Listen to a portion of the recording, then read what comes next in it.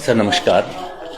जिस तरह से सर भारी बारिश के चलते स्थिति अभी सामान्य नहीं है और बार बार आप हर डिपार्टमेंट से बातचीत कर रहे थे। अभी थोड़ी देर पहले भी सारे विभाग के जो उच्च अधिकारी उनसे बातचीत हुई है, तो अभी क्या चीजें निपटने के लिए तैयार है? क्योंकि बारिश रुकने का नाम नहीं ले रही, बहुत सारे रोड बंद है, बिजली की समस्या भी आ रही है। तो ऐसे में क्या प्रशासन का अगला कदम क्या रहने वाला है? नमस्कार। जैसा कि आपको मालूम है कि न सिर्फ रोहड़ू क्षेत्र में अपितु पूरे हिमाचल भर में, अब तो ये हिमाचल से भी ज़्यादा बाहर निकल के आई है बात, तो पूरा हिमाचल जो है ये आपदा के इस दौर से गुजर रहा है। और मौसम जो है या बारिश जिसे कहूँ मैं, वो रुकने का नाम नहीं ले रही है और जिस वजह से काफ़ी सारे दिक्कतें आ रही है। अभी रिसेंटली मैंने अभी सभी विभागाध्यक्षों के साथ एक मीटिंग ली थी, स्पेशली जो हमारे एक्शन साहिबान थे उनके साथ एक मीटिंग अभी ली है।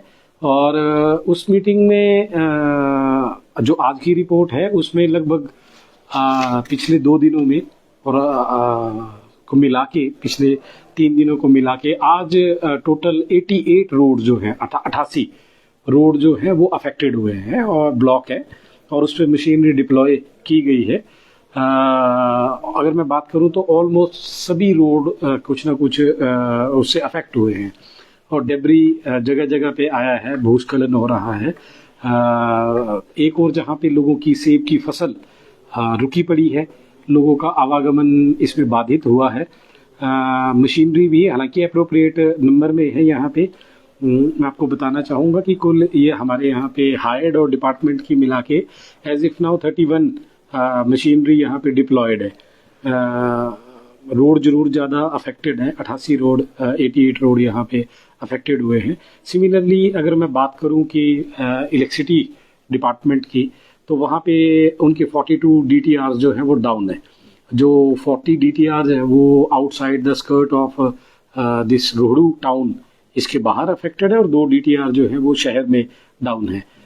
रेस्टोरेशन के बात करूं तो मोस्टली आज रिस्टोर कर दिए जाएंगे, ऐसी संभावना एक्शन साहब ने जताई है और विश्वास लगभग सारी लाइनें क्लियर कर दी। हाँ, ऐसा प्रयास है कि वो जितने भी DTR है वो वर्किंग में आ जाएंगे और सभी जो बिजली है वो रिस्टोर कर दी जाएगी। ऑन द अदर हैंड जो हमारे WSS है, जो हमारी वाटर सप्लाई स्कीम्स हैं, वो टोटल एक बहुत बड़ा नंबर है, 240 WSS जो है वो अफेक्ट हुई है। पिछले 3 दिनों में ही लगभग 50 के आसपास की जो WSS है वो वाटर स्कीम्स जो है वो अफेक्ट हुई है, जिससे कि परंतु दिन रात ये सारे विभाग जो हैं कार्य कर रहे हैं, कर्मचारी कार्य कर रहे हैं। नंबर बहुत बड़ा है और बारिश भी लगातार हो रही है। इतनी एडवर्स कंडीशन में भी जितने भी डिपार्टमेंट है वो कार्य कर रहे हैं। आई कैन अंडरस्टैंड कि अगर 88 रोड 88 रोड्स जो बंद हैं रोहड़ू क्षेत्र में, उसमें से अगर बात करूं तो हमारे पास 35 मशीनरीज हैं, तो थोड़ा वक्त तो लगेगा क्योंकि डबल ऑफ द नंबर जो रोड है वो खराब है और जो मशीनरी है वो हाफ है। हालांकि यहाँ पे जो बेस्ट पॉसिबल है वो 35 is although a very good, एक अच्छा नंबर है, सब्सटेंशियल नंबर है, जिससे कि रास्ते क्लियर थोड़ा। मैं ये भी आप लोगों से आग्रह करना चाहूँगा, रोहड़ू की प्रबुद्ध जनता से आग्रह करना चाहूँगा कि जो समस्याएं हैं वो कहीं ना कहीं प्रशासन को भी उन समस्याओं का आभास है और रोड जितने बंद हैं, लगातार पंचायतों से, गांव से लोगों के फ़ोन कॉल्स आते हैं और मशीन्स की भी डिमांड की जाती है।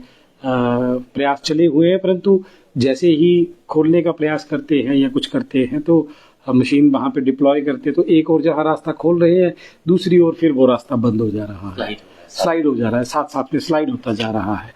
तो ये थोड़ी सी दिक्कतें हैं जो प्राकृतिक हैं, इसके साथ जूझना थोड़ा सा मुझे लग नहीं रहा है कि ऐसा कोई संयम, एक ऐसा अभी हमारे पास टूल रहेगा।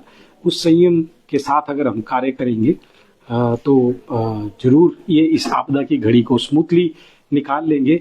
मैं पूरे प्रशासन की ओर से आप सब लोगों को ये आश्वस्त भी करता हूँ कि हमारे सारे लोग डिप्लॉयड हैं, चाहे वो पीडब्ल्यूडी के हों, चाहे वो इलेक्ट्रिसिटी के हों, चाहे वो हमारे जल शक्ति विभाग के हों या अन्य विभागों के हों, सभी लोग अपनी अपनी तरफ से पूरा प्रयास कर रहे हैं। संयम दिखते हैं बहुत है, क्योंकि डिपार्टमेंट तो पूरी तरह से तैयारी कर ली। जब बातचीत हो रही थी, आपसे भी मिले थे, बातचीत कर रहे थे कि अगर मौसम रात को भी खुलता है तो मशीनें जाएगी अपने गंतव्य की तरफ से, लेकिन मौसम साथ नहीं दे रहा। लेकिन इससे बड़ी जो चिंता का विषय ये है कि कई रोड, लगभग 7-8 रोड हैं हमारे संज्ञान में जो आ चुके हैं, जो शायद जिसकी रिपोर्ट आपके पास में हमसे पहले पहुंच गए होंगे, जो मेन रोड ही कम से कम ये मान के चलो कि 8-8, 7-7 मीटर लंबाई में और 7-7, 8-8 मीटर ढह गए हैं पूरे रोड। अब ऐसे में ढंगे लगना और इतने इमीडिएट रिएक्शन से वो पॉसिबल नहीं है।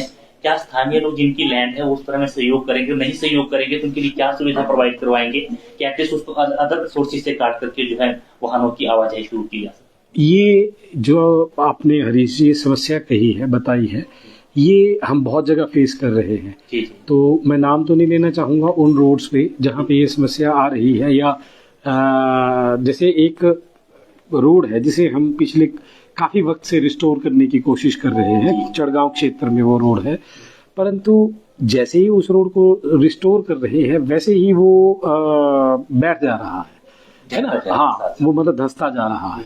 तो उसका जैसे सेटिंग उसकी हो रही है, वो सेटल होता जा रहा है, बैठता जा रहा है, उस वजह से वहाँ पे बड़े वाहनों का आवागमन मुश्किल हो गया है जी।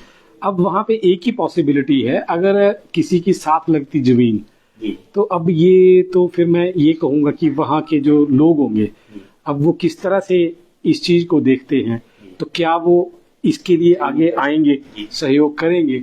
ये सवाल तो मुझे लग रहा है मैं उन पे ही छोड़ूंगा। हाँ, आग्रह जरूर कर सकता हूँ कि जैसे बहुत सारे पूरे के पूरे गांव या कई गांव की, कई पंचायतों की फसल अटकी पड़ी है, तो अगर थोड़ा सा रास्ता बनाने के लिए अगर वो स्थान दे देंगे तो डेफिनेटली वो कुछ वक्त के लिए, तो वो जब तक कि वो डंगा वो कोई दीवार नहीं लग जाती है तब तक तो नहीं पॉसिबिलिटी है वहां से बड़े वाहन निकालने की। बड़े के छोटे वाहन निकालने में भी दिक्कत कई रोड पे आ जा रही है। तो मेरा आग्रह रहेगा कि अगर ऐसी कोई स्थिति बनती है तो अपनी आपसी समझ बूझ से थोड़ा सा रास्ता, उतना करी रास्ता जितनी करके गाड़ी निकल पाए उतना जरूर देने की कृपा करें, ताकि लोगों के इमरजेंसी व्हीकल्स एटलीस्ट वहां से अप्लाई हो सके। Thank you sir. Thank you.